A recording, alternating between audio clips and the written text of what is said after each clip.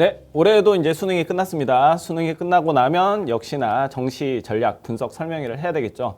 자, 올해 수능 같은 경우에는 뭐 현역들의 반란이다 뭐 이런 얘기들이 좀 많이 나오는 것 같습니다.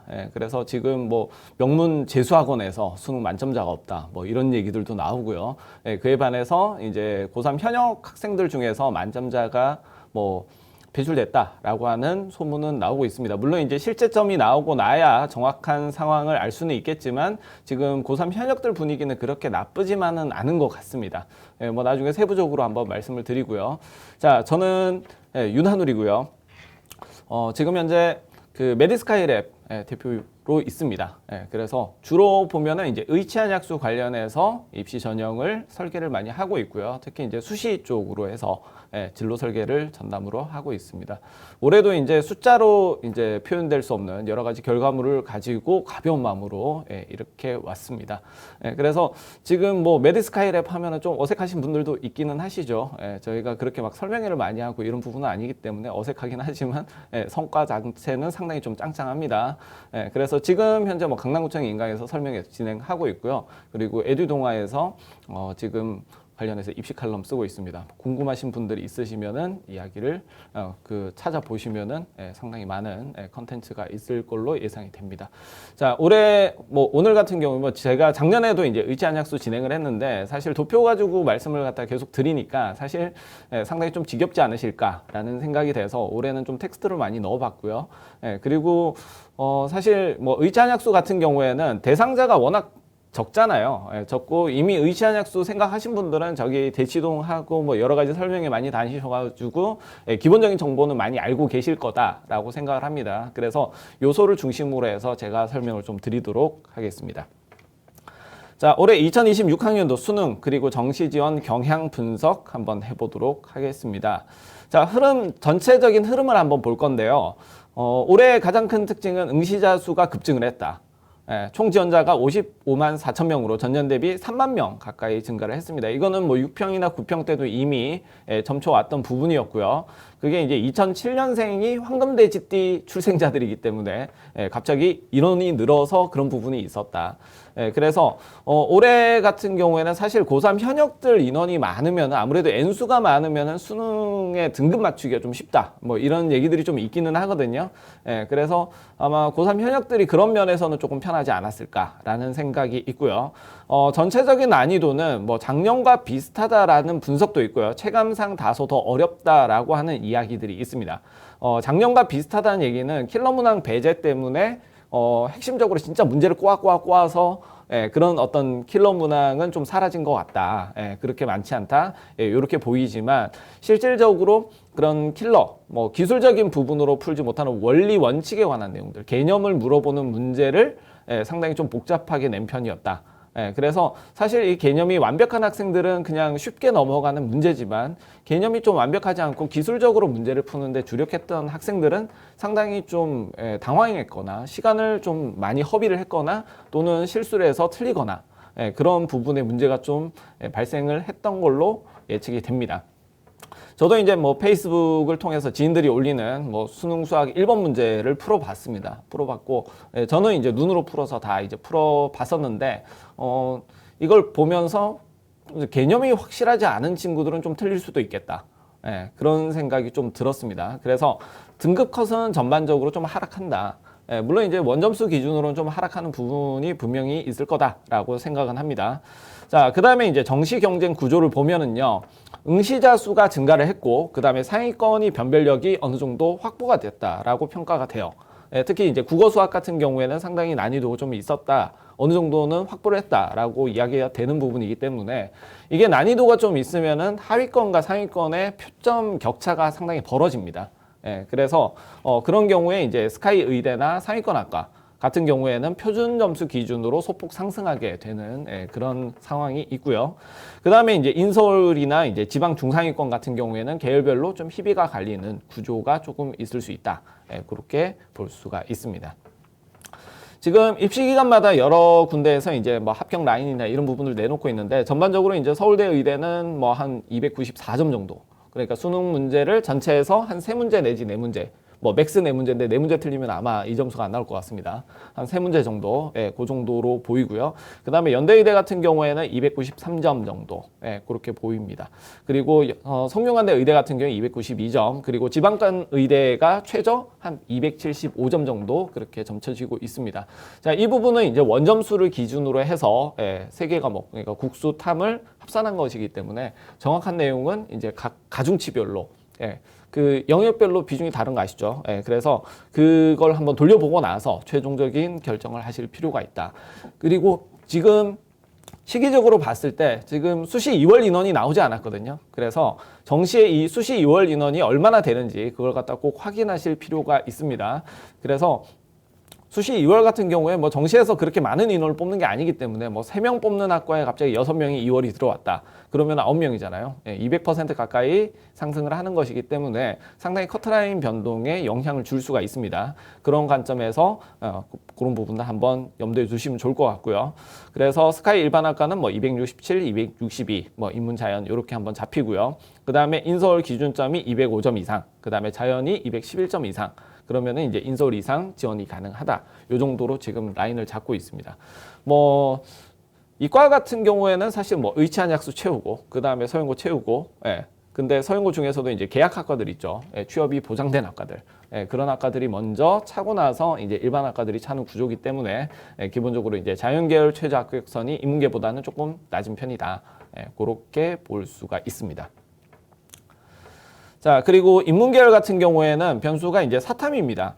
예, 인문계 지원 합격 비율이 상당히, 예, 높다, 수시에서. 예, 그리고 이제 사탐 같은 경우에 고득점자들이 증가가 관측이 되기 때문에 상위권 인문 정시 합격선이 전반적으로 이제 상승하는 방향으로 예측이 된다. 이렇게 볼 수가 있어요.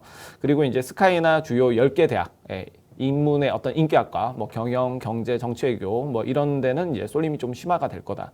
뭐 인문계 같은 경우에는 항상 그렇죠. 뭐 이과 같은 경우에는 과별로 나눠지기 때문에 뭐 의대 또는 치대, 예, 이런 식으로 과별로 나눠지는 경향성이 있는데, 인문계열 같은 경우에 사실 학과에 상관없이 이제 주로 학교 라인별로 서열대로 이렇게 넣는 경향성이 가장 심하기 때문에 상당히 항상 인문계열은 좀 경쟁이 있는 편이긴 합니다. 예, 근데 이제 그런 부분이 있죠. 확통하고 기하 미적의 어떤 차이, 그렇죠? 변표가 어떻게 차이가 나느냐에 따라서 뭐 문과 침공이 일어나기도 하고 그렇지 않기도 합니다. 예, 그래서 뭐 교육과정평가원이 성공한 적도 있고 뭐 실패한 적도 있긴 하지만 올해 같은 경우에는 전반적으로 무난하지 않을까. 그러니까 확통과 기하 미적의 격차가 그렇게 심하지는 않을 것이다. 뭐 이 정도로 한번 볼 수는 있고요. 그렇게 되면 문과 침공이 그렇게 대대적으로 일어날 것이냐, 그 부분은 아닐 수 있겠다라고 생각은 됩니다. 근데 올해 같은 경우에 워낙에 이제 사탐론이 많죠. 그죠? 예, 자연계열 같은 경우에 일부 정원이 축소된 게 상당히 좀 입시에 영향을 크게 미칠 거고요. 과탐 응시자가 감소한 것이 지금 사탐을 반영하는 대학들이 상당히 늘어났습니다. 뭐 의대 중에서도 그런 학교들이 있고요. 특히 한의대 같은 경우에는 상당히 사탐을 많이, 예, 좀 도입을 했다. 이렇게 볼 수가 있어요. 그래서 사탐론의 영향으로 의치한약 같은 경우에는, 예, 매우 높은 합격선을 유지할 가능성도 있습니다. 예, 그러니까 최저를 이제 사탐으로 맞출 수 있는 그런 부분들의 여지가 생기기 때문에 뭐 이과 같은 경우에 뭐 합격 라인이 올라가면은, 예, 수시 2월이 안 돌겠죠. 예, 수시 2월이 돌지 않습니다. 예, 그런 부분들 발생할 수 있습니다. 자, 그 다음에 이제 비의학계 이공계, 예, 뭐 공대, 예, 반도체, AI, 뭐 소프트웨어, 그러니까 물리 기반으로 했던 이런 이공계 과들 같은 경우에 상위권이 일부 집중이 됩니다. 예, 특히 이제 취업 보장되는 학과들이 많기 때문에.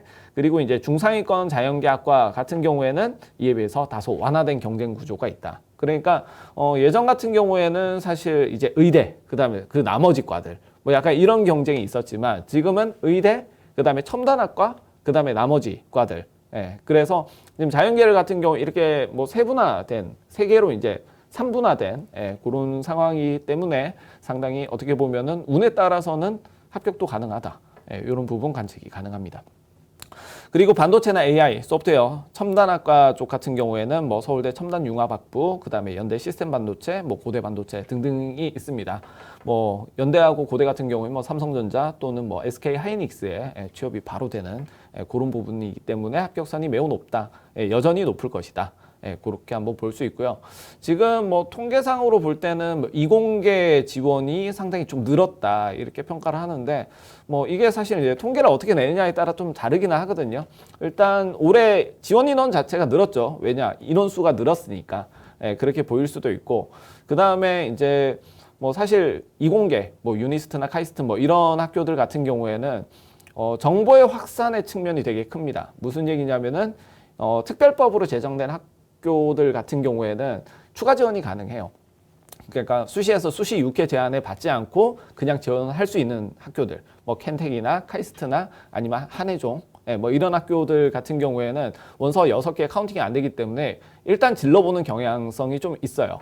그래서 오히려 이렇게 6개 이외에 넣을 수 있다라고 하는 정보의 확산에 의한 것인지 아니면 실제로 선호도가 높아진 것인지는 아마 뚜껑을 정확하게 열어봐야 알 수 있다. 이런 부분으로 한번 볼 수는 있습니다. 자, 그 다음에 안전 지원이 좀 성향이 강화가 될 수 있다.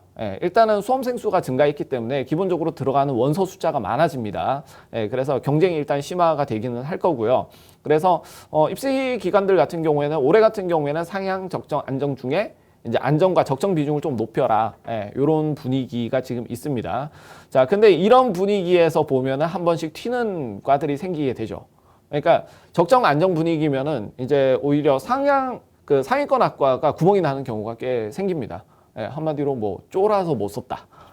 뚜껑 열어보니까 아무도 안 썼더라. 눈치 게임에 이제 경향성이 좀 나타나는 부분들이 있죠.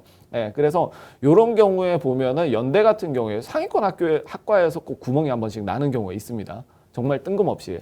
그래서 예전에 뭐 가천대 떨어지고 연대 붙었다 뭐 이런 얘기들도 나오죠. 수시 아니고 정시에서 그렇습니다. 자, 실제 지원에서도 극단적인 상향보다는 한 단계에서 1.5단계 상향. 그렇죠. 그리고 1단계 안정조합이 많을 걸로 예상이 된다. 뭐 이런 부분들이 있죠. 일단 기본적으로 인원수가 많이 늘어났기 때문에 들어가는 원서 수가 많아져요. 그러면은 일단 경쟁 자체가 되게 치열해 보이는 가시적인 효과가 있어요. 근데 거기에 굳이 쫄 필요는 없다. 왜냐하면 비중은 비슷하기 때문에 그런 부분으로 보시면 될 것 같고요. 그 다음에 사과탐 선택에 따른 유불리가 반영이 될 수 있습니다. 자연계에서 이제 사탐 응시 뒤에 정시를 활용하는 사탐론 사례가 이제 증가할 것으로 전망이 되고요. 그 다음에 탐구 영역에 대한 반영 방식 이런 부분에 따라서 상당히 뭐 동점자나 경계권에서 어떤 당락이 바뀔 수 있다. 이렇게 분석을 하고 있습니다. 자, 2016 수능을 한번 정리를 해보면은요, 난이도 같은 경우에 일단 국어, 수학, 영어 모두 다소 변별력이 좀 강화됐다. 변별은 있었다. 그렇게 볼 수 있고, 국어는 일단 독서가 까다롭다는 얘기가 많습니다. 그리고 뭐 문학 선택은 좀 평이했고, 독서에서 이제 최상위권 당락을 가르는 구조가 뭐 유지가 됐다. 지금 철학 문제 가지고 계속 논란이 일어나고 있습니다. 뭐 전공 교수님이 이건 아니지 않냐, 뭐 이런 식으로 얘기가 나오는데, 항상 뭐 그런 부분들 나왔죠. 뭐 시 문제가 나왔는데 작가가 이거 이렇게 쓴 거 아닌데? 라고 하는 경우가 종종 나왔습니다. 그때 이제 교육과정 평가원 얘기가 물론 쓴 사람의 입장도 중요하지만 독자들의 입장도 중요하다라고 해서 어물쩍 뭉개고 넘어갔던 적도 있습니다. 자, 그리고 이제 수학은 킬러는 줄었지만 뭐 공통 21번, 22번 항상 어려운 문제들이죠. 그리고 선택 30번. 이런 부분이 상위권을 강하게 이제 갈라놓을 수 있습니다. 변별력을 확보를 했다는 얘기죠. 그리고 미적분 선택자 기준으로 1컷이 88점 수준으로 고난도 시험으로 평가가 된다. 그러니까 뭐 90점이 안 넘어가죠. 지금 수학 1등급 컷이 88점이면 문제가 좀 어려웠다. 이렇게 볼 수가 있습니다. 자, 영어 같은 게 절대평가인데 이럴 거면 왜 절대평가했는지 모르겠습니다. 자, 1등급 비율이 6%대에 그친다라는 얘기들이 있습니다. 그래서 여전히 강한 변별력을 유지를 하는데 사실 절대평가를 한다는 부분은 상당히 좀 그죠? 좀 학습 부담을 줄인다 이런 부분인데 사실 이거는 교육과정 평가원의 문제라기보다는 학생들이 영어를 되게 좀 쉽게 생각했다라고 하는 부분들이 좀 있어요. 영어가 절대평가 되다 보니까 그냥 대충 쳐도 1등급은 나오겠지. 아니란 생각으로 이제 수능장에 들어갔다가 아이고야 이러면서 이제 불수능처럼 느껴지긴 하지만 실제로는 불수능이 아니었을 가능성이 좀 높다. 물론 이제 거기에서도 논란이 되는 문제들이 좀 있기는 하죠. 그러나 어쨌든 간에 그런 관점에서 본다 하더라도 사실 뭐 90점 이상이면은 일단 1등급이 나오는데 거기에서 6%밖에 못 받았다라고 하는 부분은 다소 학생들이 예, 1등급을 많이 못 받았다라고 볼 수가 있는 거죠. 예, 생각보다. 자, 그리고 사과탐 같은 경우에는 역시나 선택 과목 난이도 불균형이 지속되고 있습니다. 그래서 이제 2028학년도부터는 아예 과탐 선택이 없어지죠. 예, 그냥 통합사회, 통합과학만 치기 때문에 그때 이전, 내년이 문제죠. 내년까지는 아직 남아있을 거기 때문에 또 이제 선택 과목 난이도 불균형이 심화가 되고 학교들은 또 변환 표준 점수를 또 만들어내고 이런 상황이 지속될 가능성이 높습니다.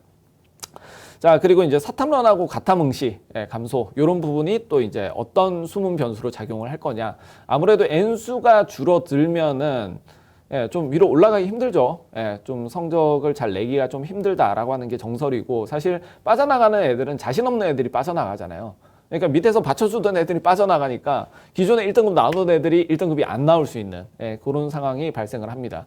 자, 그래서 이과 과탐을 수능 최저로 건 학교들 같은 경우에는 2월이 좀 나올 수 있어요. 지금 현재 같은 경우에 애들이 대체적으로 밑에서 깔아주던 애들이 다 빠져나갔기 때문에 1등급 따기가 상당히 좀 힘들어졌다. 그래서 지금 과탐 최저를 건 학교들이 조금 추합이 돌 가능성이 있다. 이 정도로 볼 수 있고요. 자, 그 다음에 정시에서는 스카이 인문자연 그리고 서울권 의대, 첨단 공학계열 중심으로 합격선이 일단 높게 형성이 된다. 난이도가 조금 변별력이 있었다라고 생각이 되기 때문에 일단 점수 자체는 높게 잡힐 거예요. 표점으로 봤을 때. 그리고 수험생도 증가했고 그러면 일단 쫄겠죠. 왜? 원서 숫자가 많아지니까 경쟁률이 올라갈 수밖에 없습니다. 그래서 상향보다는 안정에 무게를 둔 지원 패턴이 조금 강해질 것으로 분석된다. 자, 근데 뭐 제가 추천드리는 부분은 그쵸. 안정을 2개를 깔고 상향을 하나 지르는 게 낫지 않을까. 이런 경우는 전략적으로 봤을 때. 그러니까 본인이 원하는 점수만큼 나왔다. 그러면은 그대로 쓰면 돼요. 근데 본인이 조금 아쉽다 성적이 그리고 나는 재수까지도 각오한다 이런 경우라면 안정 2개를 쓰고 전략적인 선택으로 가군을 한번 질러보면 좋지 않을까라는 생각이 들고요. 뭐 나군도 적절한 선택이 될 수 있습니다. 근데 나군이 훨씬 더 많은 도박이 되기는 할 겁니다. 도박이 된다는 얘기는 리스크는 큰데 그만큼 얻는 것도 클 수 있다. 이런 부분일 수 있죠. 자, 2016 의학계열 정시 전형 한번 보도록 하겠습니다. 자, 가장 큰 문제는 의대는 지금 3년 흘러갔는데 3년째죠. 2024, 2025, 2026 정원이 매년 달라졌어요. 거기다가 그러면 전략도 다 달라집니다. 그리고 추합 도는 것도 다르고요. 움직임이 달라져요. 그리고 의대가 흔들리기 시작하면은 치대에 영향을 미칩니다. 물론 이제 의대 한의대 조합은 그렇게 많지가 않은데 의대 치대 조합은 꽤 많거든요. 그렇기 때문에 의대 정원이 왔다 갔다 하면서 치대가 진짜 들락날락 할 가능성이 매우 높습니다. 작년에 뭐 단대 치대 같은 경우에는 추합이 엄청 돌았어요. 그런 부분들이 발생을 합니다. 자, 그래서 정부가 2016 의대 정원을 2024 수준으로 3,058명 정도 그렇게 의결을 해서 진행을 했습니다. 그래서 정원에까지 포함을 해서 3,123명 정도 모집을 했는데 그 중에서 뭐 수시에서 한 2,000명 뽑고 1,000명 정도를 이제 정시에서 뽑는 그런 상황입니다. 그래서 정시에서 한 1,008명 정도, 그래서 한 67.7, 그 다음에 32.3, 요 정도 비율, 뭐 6대4 또는 7대3, 요 정도 유지를 하고 있습니다. 지금 뭐 어쨌든 뭐 서울권 같은 경우에 6대4로 묶여있는 학교들이 상당히 많기 때문에 결국 지방에서 상당히 수시를 좀 많이 교과로 많이 뽑죠. 지방에서는 그렇게 진행이 되고 있다 볼 수 있고요. 정시에서 이제 일반 전형 선발 인원이 747명 정도. 나머지는 이제 지역인재나 사회통합 쪽으로 선발을 하고 있습니다. 자, 상당히 좀 빡셉니다. 일반 전형은 700명대에 불과를 하고요. 작년보다도 또 이제 줄어들었기 때문에 상당히 치열한 예상 그리고 인원수가 증가를 또 했죠.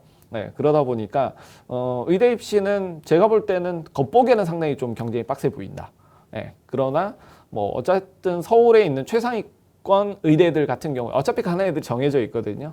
그렇게 큰 이변이 일어나진 않을 텐데 오히려 울산대나 성균관대 같은 경우에는 조금 여파가 있을 수 있습니다. 증원 폭이 상당히 크거든요. 미니 의대였고 증원이 돼서 작년에 혜택을 받는데 다시 줄어드는 상황이었기 때문에 그런 부분에 있어서는 상당히 좀 큰 변수가 발생할 수 있다 볼 수 있죠.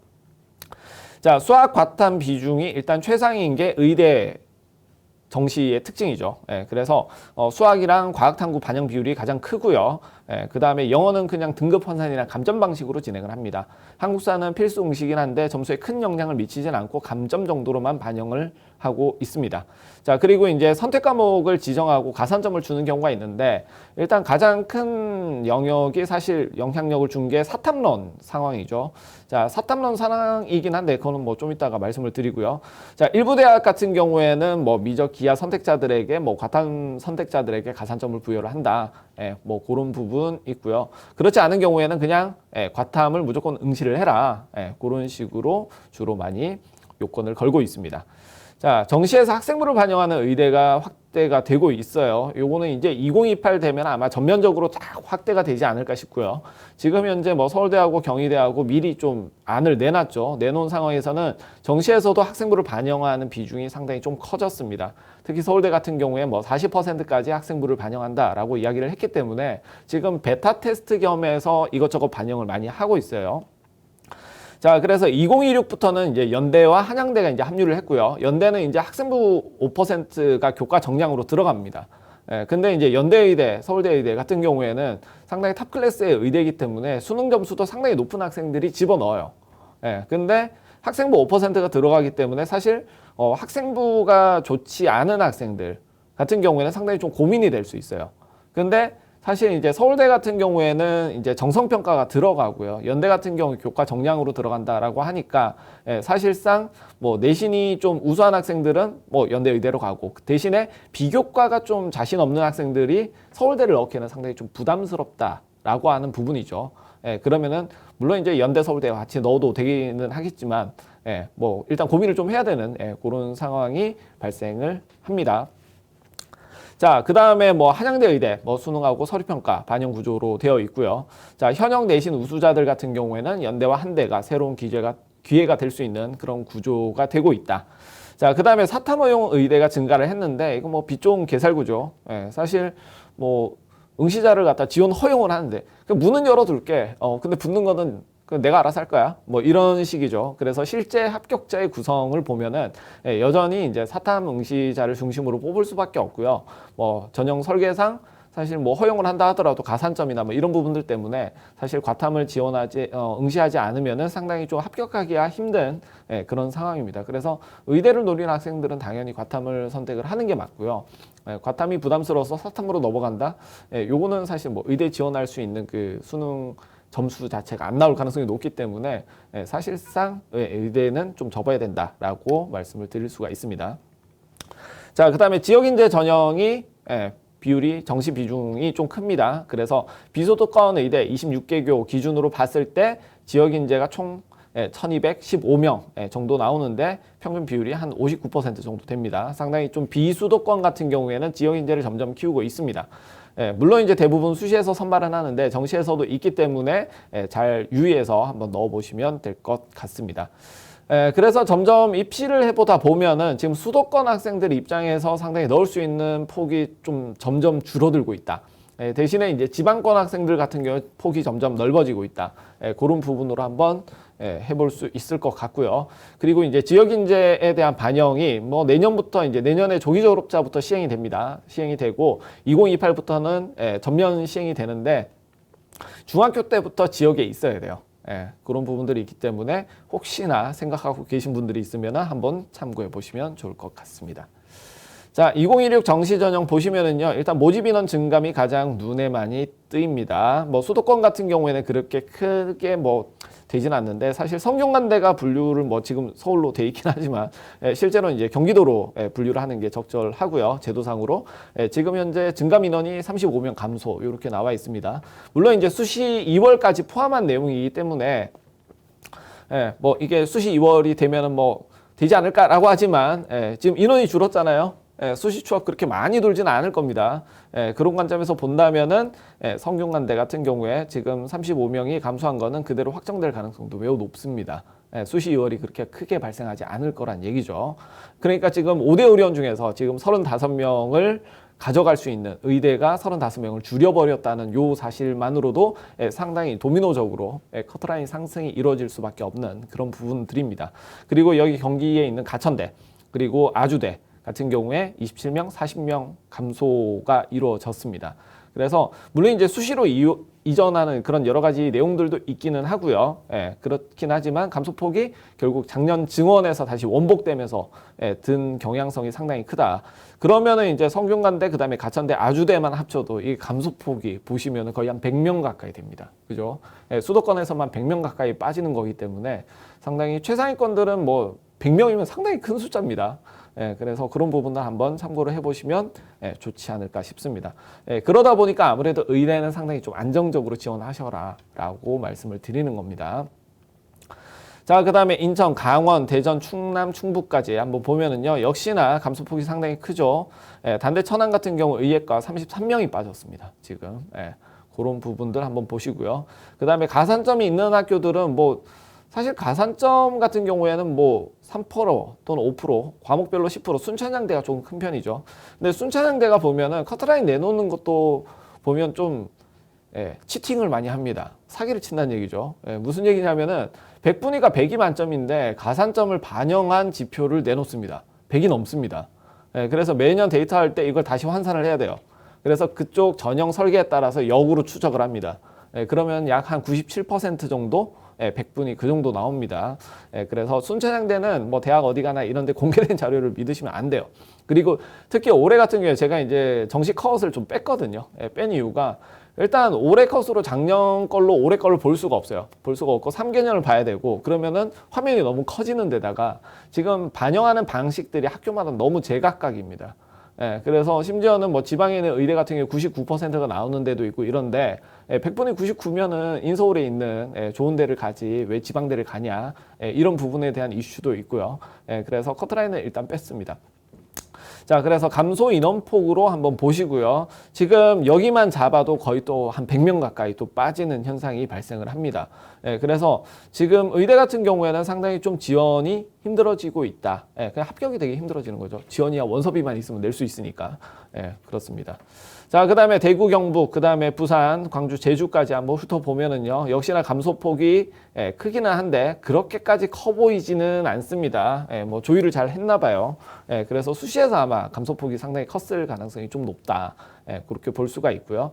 그 다음에 뭐 지방대 같은 경우에는 사실 뭐 지역 인재도 좀 있고 하기 때문에 활용을 잘 하시면 좋지 않을까 싶습니다.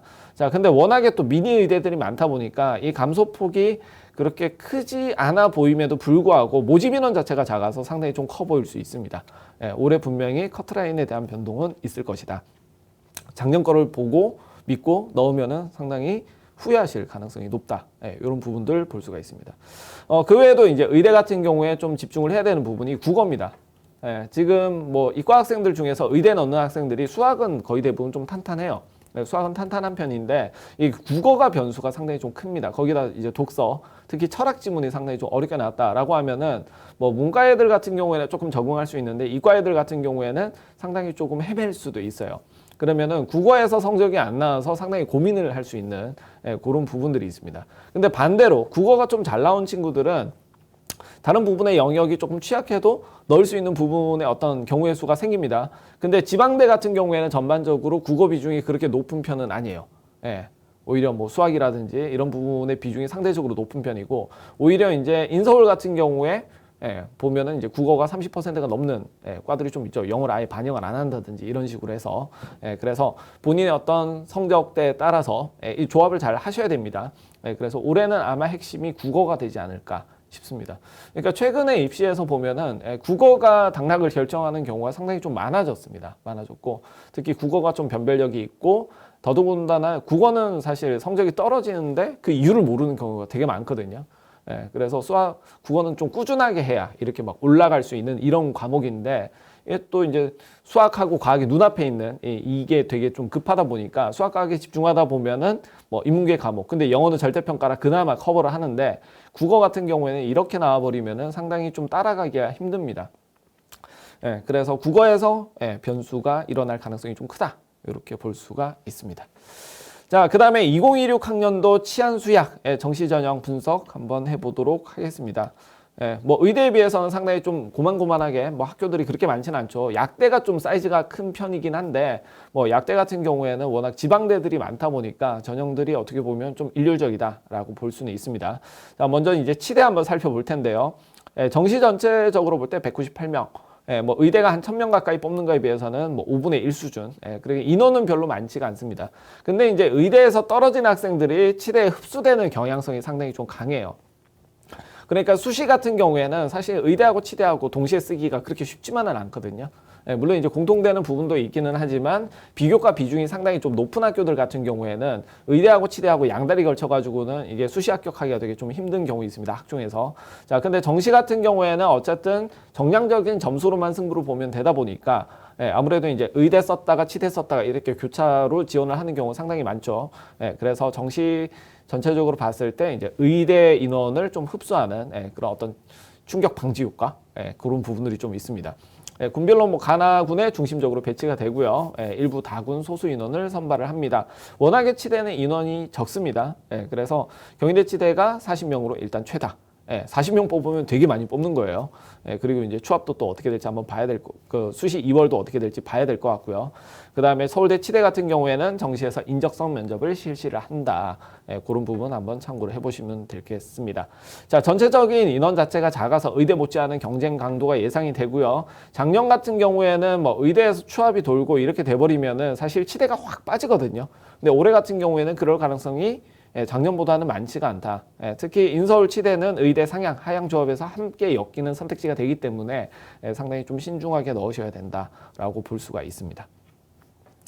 자, 그 다음에 2016 정시 전형 같은 경우에 보시면은 증감 인원은 뭐 그렇게 크게 차이는 없는데 지금 뭐 단대 천안 치대가 뭐 43명 감원이 됐다 뭐 이렇게 나와 있는데 이 부분은 한번 확인을 해봐야 될 것 같습니다. 자, 그리고 나머지 학교들도 보면은 점점 이제 그렇죠. 감소폭이 조금씩 커지고 있죠. 지금 일단 2028 대비해서 이제 좀 2월을 하고 있는 겁니다. 수시에서 많이 뽑게 되는 이런 상황이고요. 물론 이제 그런 내용도 있어요. 작년에 추합이 많이 돌았기 때문에 그 추합 때문에 그런 것이다. 그런 부분으로 많이 보시면 됩니다. 그러니까 단대 치대 같은 경우 43명. 왜 43명이 빠졌냐? 추합이 많이 돌았거든요. 수시에서. 그래서 2월이 많이 발생한 결과입니다. 그러니까 뭐 충남권 의대 같은 경우 지역 인재에서 애들을 흡수하다 보니까 이제 단대 천안 치대 같은 경우에는 상당히 많은 인원이 이렇게 추합으로 합격이 되는 그런 부분, 그리고 수시 2월까지 넘어가는 그런 상황이 발생이 됐다라고 보시면 될 것 같고요. 자, 그 다음에 한의학과입니다. 한의대 같은 경우에는 특징 자체가 뭐 문과스러운 전형들이 상당히 좀 많죠. 그리고 인문계에서 직접 선발하는 경우의 수도 상당히 많고요. 그래서 정시에서 196명 정도 모집을 합니다. 뭐 치대하고 좀 비슷하다라고 볼 수도 있습니다. 인원수 자체는. 근데 이제 결 자체도 다르고요. 그 다음에 선호도가 한의대가 가면 갈수록 많이 떨어지고 있기는 합니다. 물론 이제 지금 뭐 페이닥터의 어떤 연봉이나 이런 부분들이 좀 반영이 많이 된 거겠죠. 그래서 모든 일반 전형이 수능 100% 일괄 합산으로 들어갑니다. 왜 그러냐? 한의대는 지방이 많거든요. 지방은 뭐 정성평가 뭐 다른 거 보고 이런 거 귀찮아합니다. 그래서 그냥 수능 100으로 가는 걸 가장 선호하죠. 경희대는 2026부터 이제 사탐에 대한 가산점은 폐지를 했습니다. 과탐 가산점은 유지를 하고요. 자, 영어는 3등급 이하부터 감점을 하고 있습니다. 그래서 뭐 의대 치대 같이 동반해서 많이 진행을 하다가 진짜 치대 성적도 불안하다. 그러면 이제 한의대를 같이 엮어서 쓰는 경우가 많기는 하고요. 그리고 이제 나군에 좀 배치가 많습니다. 근데 나군 같은 경우에는 센 학교들이 좀 있기 때문에 의대 같은 뭐 서울의대 있죠. 그러니까 난 날고 긴다라고 하는 애들은 서울의대 넣을 거고요. 그런 식으로 했을 때 나군에서 전략적으로 어떻게 보면 좀 상향으로 한번 쳐서 구멍을 한번 뚫어보는 그런 전략도 한번 해볼 수가 있을 것 같다라고 생각이 됩니다.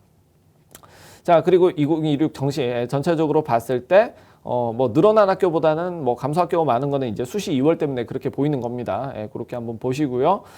그 다음에 뭐 서울권, 그리고 나서 서울에는 일단 경희대밖에 없다. 그 다음에 경기도는 가천대밖에 없다.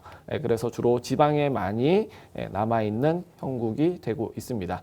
약간 뭐 원광대 같은 경우에는 인문계에서 뽑으니까 역시나 이제 국어 비중이 상당히 높습니다. 32.5%를 국어 수능 반영 비율을 가지고 있고요.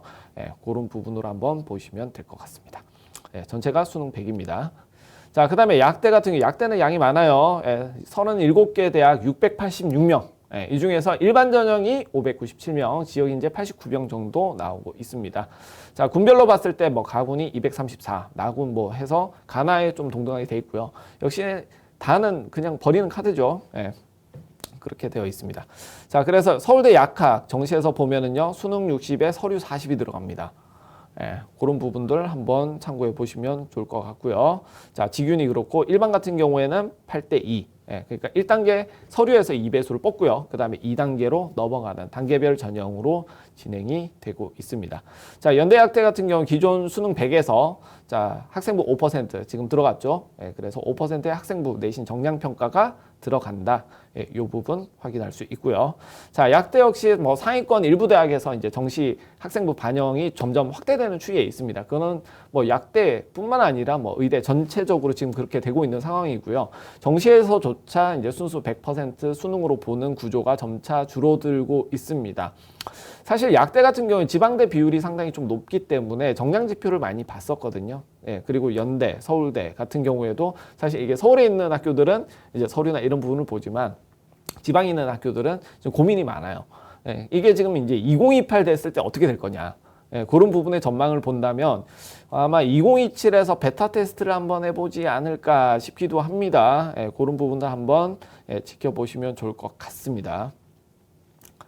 자, 2016 정시에서 이제 약대입니다. 예, 약대 같은 경우에 큰 인원 변동이 있지는 않다. 예, 이렇게 볼 수가 있을 것 같고요. 예, 국어 비중 상당히 낮고 수학 비중이 상당히 높은 예, 그런 구조를 가지고 있습니다. 뭐 대체적으로 그렇긴 한데 특히나 이제 여대들이 상당히 좀 많죠. 여대들이 약대를 가지고 있는 경우가 상당히 많습니다. 과탐에 대한 가산점이 붙어 있는 경우도 상당히 많습니다. 가산점 계산 확실하게 해주시면 좋을 것 같고, 물론 이제 서울대 같은 경우에는 뭐 과탐 1, 2에서 뭐 3점, 그 다음에 2, 2 하면 5점 이런 식으로 해서 서울대만 집중적으로 노리는 학생들은 또 2, 2를 쓰는 경우가 꽤 있습니다. 그래서 이제 가산점 받고 들어가고 이런 경우 있죠. 그래서 가산점 계산 잘 하시면 좋을 것 같고요. 그 외에 뭐 작년에 대비했을 때 뭐 특이사항이 그렇게 많지는 않은데 역시나 이제 의대에서 인원이 덜 빠지게 되면은 약대 또한 추합이 덜 돕니다. 그런 부분들은 분명히 확인을 하셔야 될 것 같습니다. 자, 그 다음에 수의대입니다. 수의대 같은 경우에는 전반적으로 뭐 공급 물량이 그렇게 많지 않습니다. 정시에서 총 153명 정도 그렇게 하죠. 뭐 치대나 한의대보다는 적은 수준이고요. 근데 이제 수요도 적지만 공급이 적지만 수요도 고만고만합니다. 근데 이 수요 적은 수요가 매니아 계층들이 상당히 좀 있어요. 근데 이제 수시에서는 그런데 정시 같은 경우에는 어쨌든 성적대별로 이렇게 갈 수가 있습니다. 그 중에서 또 동물 좋아하는 친구들은 의대 넣으면서도 수의대 한번 넣어보고 이런 경우가 있기는 합니다. 근데 뭐 의대 넣으면서 수의대 넣는 경우보다는 치대 한의대, 뭐 약대, 수의대 이쪽 계열으로 같이 묶어서 넣는 경우가 많죠. 그래서 일부 대학은 정시에서 지역인재 전형을 신설 확대하는 경우가 있습니다. 왜냐? 지방대가 많거든요. 그래서 서울대, 건대 말고는 다 지방에 있는 그런 학교들이기 때문에 아무래도 지역인재에 대한 혜택이 조금 있을 것이다. 그리고 이제 서울대, 건대 수능 최저가 매우 높은 논술 전형을 유지를 하고 있기 때문에 뭐 정시는 뭐 수능 100으로 지금 진행을 하고 있다. 이렇게 보이고요. 자, 2016 정시 보시면은 뭐 수의대 같은 게 큰 변동도 없고요. 작년하고 무난하게 흘러갈 걸로 봅니다. 사실 의대 정원 변동이 수의대까지 미치는 경우는 그렇게까지 많지가 않습니다. 시장이 사실상 분리돼 있어요. 뭐 수시에서도 학생부를 보면은 의대하고 수의대는 확실히 결이 좀 많이 다릅니다. 그런 부분들 한번 보시면 좋을 것 같고요. 자, 치안약수, 뭐 핵심 정리를 해보면은요. 자, 일단 2026 의대 정원 증원 계획이 철회되면서 이제 유탄을 맞는 데가 많아집니다. 치대가 가장 크게 그 한 방을 맞을 것 같고요. 한의대가 약간 그 부분을 흡수를 하고 수의대가 가장 적은 영향을 받을 겁니다. 약대도 어느 정도 영향을 받겠죠. 왜냐? 지역에 주로 많기 때문에 지역에 있는 학교들 그 증원폭이 상당히 줄었잖아요. 그러다 보니까 아무래도 지역에 있는 약대들은 분명히 영향을 받을 것이다. 이렇게 보이고요. 2016부터 이제 연대하고 한대가 정시에서 학생부 반영했다. 이 부분. 그 다음에 과탐 같은 경우에는 뭐 사탐 응시에도 지원은 가능한데 합격하기는 힘들다. 이런 부분 보실 수가 있고요. 자, 그 다음에 뭐 지역인재 비율 상당히 좀 높은 편이고 지역인재에 따른 여러 가지 변수들이 발생할 것이다. 그리고 올해 같은 경우에는 조금 안정 하향 지세가 좀 있을 것이기 때문에 좀 가급적 뭐 상향 2개를 지르는 이런 리스크가 많은 그런 지원 전략은 그렇게 먹히지 않을 것이다. 그래서 만약에 한다 하더라도 진짜 안정으로 두 개를 깔고 하나를 상향을 지른다. 뭐 요까지는 어느 정도 된다 하더라도 상향 두 개 안정 하나를 깐다 이러다가 그렇죠. 그러다가 재수를 하고 그러다가 삼수를 하고 이렇게 되는 경우의 수가 좀 있습니다. 그리고 이제 원서 지원할 때 제가 한번 드리고 싶은 얘기가 좀 있기는 한데 지금 현재 학생들의 눈높이가 상당히 좀 높습니다. 무슨 얘기냐면 뭐 이게 좀 패턴이 있어요. 완전 옛날에는 나는 뭐 이걸 가겠다, 지르겠다. 그러면은 뭐 엄마가 말리고 뭐 이런 경우도 있었는데 지금 같은 경우에는 학생들도 상당히 눈높이가 좀 높습니다. 여기 아니면 그냥 안 갈래, 대학 안 갈래, 약간 이런 식으로 이게 뭐 약간의 리셋 증후군 같은 그러니까 딱 하다가 잘못되면 그냥 아예 리셋 버튼 눌러버리는 그런 성향이 조금 반영은 된다라고 보이는데 일단 합격 자체를 목표로 하고 올해 원서를 쓰시는 게 가장 좋습니다. 그래야지 내년 전략 자체가 심플해져요. 붙은 학교 이후로는 안 가도 되기 때문에 그래서 저는 어지간하면 하나 붙이고 시작해라. 그리고 합격의 어떤 내용을 봐야 본인의 어떤 그 내용이 어느 정도 수준인지를 알 수가 있어요. 이 정도는 붙고 이 정도는 떨어진다. 이게 눈에 보이잖아요. 그래서 어지간하면 어느 정도 수준인지 현실을 갖다 좀 자각할 필요가 있습니다. 그래서 수능 같은 경우에 물론 이제 성적이 오를 수 있겠죠. 1년 내내 수능만 하면.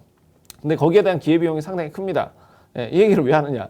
제가 삼수까지 해봐서 알아요. 수능을 3번 쳤다는 얘기죠. 연달아서. 근데 제가 수능을 칠 때마다 수능 패턴이 완전 달랐어요. 첫 해에는 제가 국어만 말아먹었고요.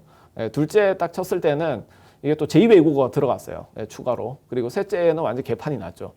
그리고 두 번째 쳤던 재수에 했던 그 해 수능 만점자가 거의 한 60명 넘게 나와서 거의 물수능이 됐다시피 했는데 그 다음 해는 아예 불수능이 돼버려가지고 진짜 난이도가 막 급강화를 하면서 이렇게 춤을 출 때 이때 쳤었거든요. 제가 지금 생각해보면 물론 이제 삼수를 하는 데는 다 이유가 있어요.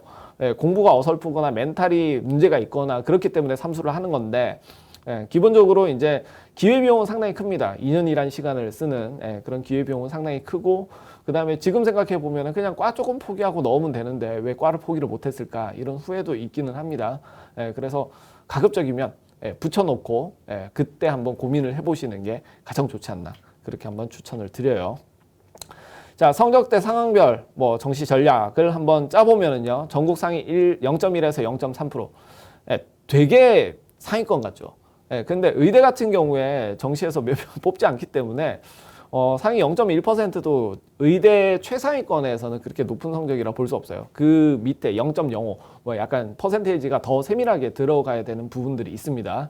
그래서 주요 목표는 당연히 5대 의료원 쪽, 그리고 인서울 의대 쪽으로 가는 게 맞는 것 같고요.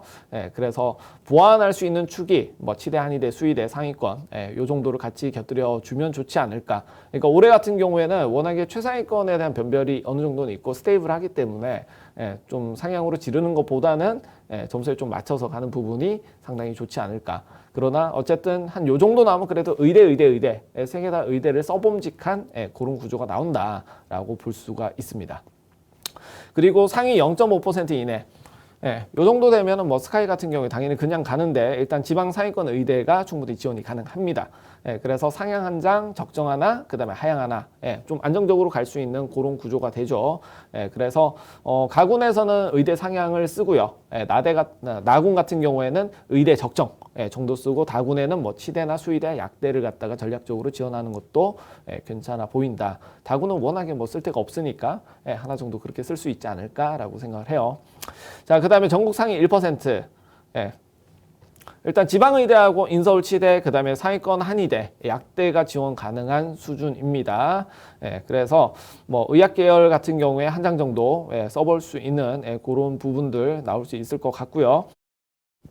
자, 그 다음에 전국 상위 2% 전후로 했을 때는 전반적으로 이제 한의대, 수의대, 약대 상위, 그 다음에 인서울 지방 거점 약대가 가능한 그런 수준으로 보입니다. 그래서 자연계 상위권 공대를 같이 쓰는 게 조금 안정적이지 않을까라고 하는 부분들이 있고요. 자, 의대는 현실적으로 뭐 수시 합격 추합 정도 수능 최저 맞추는 수준 아니면 좀 어려운 구간이기는 하고요. 그래서 한의대나 약대를 갖다가 조합해서 그걸 중심으로 해서 써보는 게 가장 적절하지 않나라고 생각을 합니다. 자, 그 다음에 전국 3에서 5%. 근데 뭐 의학 계열 진로가 확고하다. 그러면 이제 또 진로 줘야 되겠죠. 그런 부분이 있기는 한데 되도록이면은 말리고 싶습니다. 말리고 싶고요. 일단 약대를 중심으로 가는 게 맞습니다. 가구는 약대가 좀 상향이 될 거고요. 공대도 이제 뭐 스카이 공대나 이런 데는 좀 상향이 되겠죠. 그리고 이제 나군 같은 경우에 뭐 약대나 수의대, 한의대가 적정해 보인다. 그리고 다군 같은 지방 약대나 생명계열로 안정을 깔아주는 게 좋지 않을까. 그런 부분이 있습니다. 자, 그 다음에 N수나 검정고시, 그러니까 학생부가 약점이 있으나 수능이 강한 학생들, 그러니까 본인의 커트라인보다 약간 낮게 봐야 돼요. 학생부가 약한 경우에 특히 이제 서울대나 연대나 뭐 이런 학교들 같은 경우 학생부를 반영하는 학교들 같은 경우에는 조금 낮게 보는 게 맞고, 그 다음에 서울대 같은 경우에는 제가 학생부를 반영을 하잖아요. 특히 이제 뭐 직윤 같은 경우는 학생부 반영 비율이 상당히 좀 크기 때문에 그런 부분들 충분히 감안을 좀 하셔야 될 것 같습니다. 자, 그리고 뭐 현역들 학생부가 우수하다, 수능도 상위권이다, 그러면 서울대 한번 질러 봄직한 서영고를 한번 질러 볼 수 있는 그런 여유가 됩니다. 근데 사실 학생부가 되게 막 내신 자체가 우수한 학생들, 그러니까 1, 2등급 쫙 까는 학생들, 요런 학생들은 사실 수시에서 이미 잡혀가요. 잡혀가기 때문에 3등급 정도 되면은 사실 뭐 연대에서도 그렇게 크게 문제가 될 것 같지는 않다. 그렇게 보입니다. 다만 이제 자사 같은 경우에는 5등급, 6등급 이렇게 나오는 학생들도 수능이 꽤 잘 나오는 편이기 때문에 이런 학생들은 이제 고민을 좀 해보는 게 필요하다. 그렇게 볼 수가 있습니다. 자, 대표적인 또 군조합 패턴 보시면은 의의치수 패턴, 상향 의대를 치는 적합한 수험생은 전국 0.3% 이내, 뭐 그 정도로 볼 수가 있어요. 그래서 각 패턴별로 뭐 정해져 있는데 아까 얘기했던 내용과 그렇게 크게 다르지는 않습니다. 그래서 요거는 간단하게 한번 그냥 쓱 한번 보시고 넘어가시면 될 것 같고요. 자, 의치한약수 정시전 체크리스트를 한번 보도록 하겠습니다. 자, 학생부 반영하는 학교들이 좀 늘어나고 있고 그게 또 이제 위에 있는 학교들이기 때문에 최상위권 학교들을 지원하는 학생들 같은 경우에는 이 학생부를 정량으로 하느냐 또는 정성으로 하느냐 비율이 어느 정도 되느냐 이 부분이 상당히 큰 변수가 될 수 있습니다. 물론 이제 변환표 그 표점 자체 격차가 클 거기 때문에 진짜 막 표점이 잘 나왔다. 그러면 좀 무시할 수 있는 수준이지만 학생들이 대체적으로 고만고만한 상황이기 때문에 그런 경우라면은 이 내신에 대한 리스크를 한번 감안해 볼 필요가 있다. 자, 그 다음에 탐구 과목 선택 구조, 그 다음에 가산점 구조를 한번 보실 필요가 있습니다. 그래서 과탐 2과목 필수 여부, 뭐 서울대는 가점을 갖다 뭐 원투일 때 3점, 투투일 때 5점 이런 식으로 주기 때문에 상당히 큰 폭으로 변동될 수 있습니다. 자, 지역인재 자격이 되는지 안 되는지 요거 한번 잘 따져 보시고요. 뭐 요즘 같은 경우에는 뭐 큰 문제가 없겠습니다만은 한 2년 뒤에는 조금 논란이 될 수도 있습니다. 그러니까 지역인재냐 아니냐 요 부분 판단을 잘 하시고요. 자, 수시 2월 충원 가능성이 지금 있습니다. 근데 올해 같은 경우에 현역들이 그렇게 크게 막 못 봤다 뭐 이런 얘기들이 잘 없어요. 그래서 주요 이제 명문 재수학원에서 오히려 수능 만점자가 없다 이런 얘기들이 나오고 있기 때문에 오히려 상대적으로 현역들이 수능에 좀 나름 선방을 했다 이렇게 보입니다. 현역들이 선방을 하게 되면은 현역들은 주로 수시로 대학을 많이 가잖아요. 그러면은 이제 수능 최저를 맞출 가능성도 그만큼 높아진다. 자, 그러면은 이제 위에 있는 학교들, 의치한약수 같은 경우에는 작년에 의대 증원으로 인해서 추합이 많이 돌고 심지어는 막 추합이 어마무시하게 몇십 명 단위로 이제 2월이 된 케이스가 있었는데 올해는 그렇게까지 나오기가 되게 좀 힘들어진다라고 보이는 거예요. 그러면은 수시 2월의 가능성도 그렇게 크지 않고 충원도 그렇게 많이 될 것이 아니기 때문에 될 수 있으면 커트라인 안에 빨리 들어갈 수 있는 대학들을 찾아서 넣는 게 상당히 좋습니다. 자, 그래서 그런 부분들 한번 보시면 될 것 같습니다. 자, 그래서 그렇습니다. 제가 항상 말씀을 드리는데 사실 정시 같은 경우에는 좀 전략적인 부분, 막판 전략이 조금 필요합니다. 상향으로 어디를 지를 것이냐 이런 부분을 가지고 하는데 지금 일단 상향 같은 경우에 뭐 안 차진 않을 거예요. 워낙에 지원자 수가 좀 많아졌기 때문에 아마 미달을 노리는 건 쉽지가 않을 거고 그래서 한 단계 내지는 1.5단계 정도 상향을 하는 게 가장 적절하지 않나 이 정도로 보입니다. 그런 내용들 한번 참고하셔가지고 정시 지원 한번 잘 해보시고요. 사실 입시는 이제 뚜껑 열어볼 때까지 끝난 게 아닙니다. 그래서 뚜껑 열기 전까지는 항상 최선을 다하는 마음. 그러니까 면접이 있는 경우에는 면접 준비 열심히 하시고요. 그 다음에 뭐 그렇죠. 나쁜 짓 하는 것보다는 착한 일을 덕을 쌓으면은 상당히 좀 좋은 결과가 있겠죠. 그래서 오타니 같은 경우에 매번 뭐 쓰레기를 줍는다 뭐 이런 얘기들이 있습니다. 그래서 뭐 이런 좋은 일을 하면 복이 온다. 그래서 공덕을 많이 쌓으시고 그리고 나서 결과를 잘 기다리셨으면 좋겠습니다. 그리고 뭐 추가로 이제 앞으로 이제 이런 정시 그다음에 특히 이제 의치한약수 정시가 어떻게 될 것이냐라고 뭐 전망을 한다면은 뭐 흐름대로 갑니다. 지금 흐름은 학생부가 많이 확대되는 추이입니다. 정시 단독으로 수능 100이 많이 줄어들 거예요. 왜? 2028부터 이제 내신 변별력도 약화되고 그다음에 수능 변별력도 약화되기 때문에 분명히 수능 최저를 그대로 유지를 하거나 또는 면접을 강화하거나 서류를 강화하는 이런 패턴대로 갈 겁니다. 특히 이제 의치한약수나 서울대 서울권 주요 최상위권 공대들 같은 경우에는 그럴 가능성이 매우 높죠. 왜냐하면 수능 자체가 이제 문과 수능으로 바뀌었기 때문에 이과적인 어떤 자연계열 학생이 대학에 들어와서 수학할 역량이 되느냐 이 부분을 상당히 좀 면밀하게 살펴볼 가능성이 있습니다. 지금 포스텍에서는 어마무시한 시간을 들여서 애들을 침청 면접을 보는 사례가 증가를 했는데 앞으로 아마 의학 계열 같은 경우에는 의인성이나 이런 윤리적인 문제가 많이 나올 거기 때문에 이런 면접이 또 점점 강화되지 않을까라고 생각을 합니다. 근데 이제 수도권 같은 경우에는 어느 정도 이게 도입이 됐기 때문에 사실 이제 지방권 중심으로 가장 큰 변화가 있을 가능성이 높고요. 지금 이제 계속 나오는 뭐 여러 가지 지표들 보면서 한 번씩 점점 체크해 나갈 필요가 있습니다. 자, 의치한약수 정시 분석 오늘은 여기까지 진행하겠습니다. 혹시나 궁금하신 부분이 있으시거나 하시면은 댓글 달아주시고요. 아니면은 뭐 따로 여러 가지 채널을 통해서 문의할 수 있는 내용들이 있습니다. 그래서 그렇게 컨택해서 연락 주셔도 괜찮습니다. 오늘 여기까지 하겠습니다. 감사합니다.